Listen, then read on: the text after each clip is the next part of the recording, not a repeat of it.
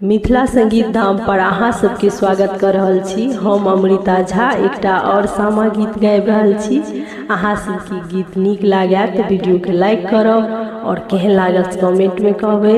जे ई चैनल पर नया छी हुनका से आग्रह है कि चैनल के सब्सक्राइब करू। जय मिथिला, जय मैथिली। गे माई कोने भैया रो पल बेली चमेली, कोने भैया रो पल गुलाब।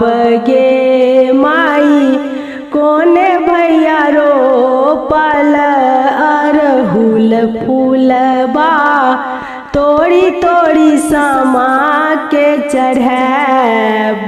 गे माई आदर्श भैया रो पल बेली चमेली, ओम भैया रो पल गुलाब।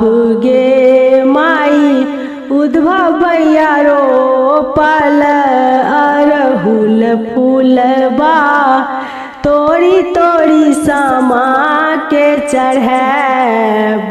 गे माई मानिस भैया रो पल बेली चमेली, आदित्य भैया रो पल गुलाब।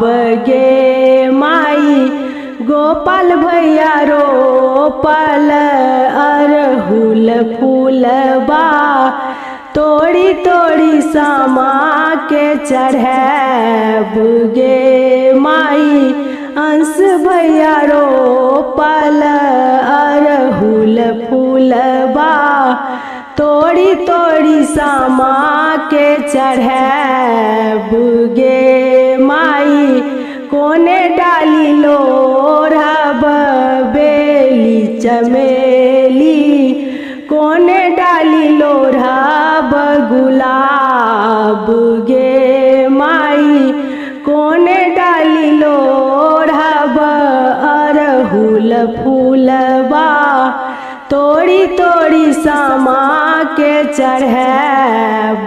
गे माई कोने डाली तोड़ब अरहुल फूलबा, तोड़ी तोड़ी सामा के चढ़ैब।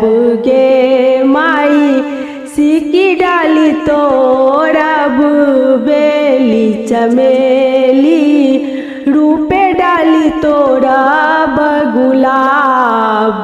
गे माई सोने डाली तोड़ब अरहुल फूलबा, तोड़ी तोड़ी सामा के चढ़ैब। गे माई सोने डाली तोड़ब अरहुल फूलबा, तोड़ी तोड़ी सामा के चढ़ैब।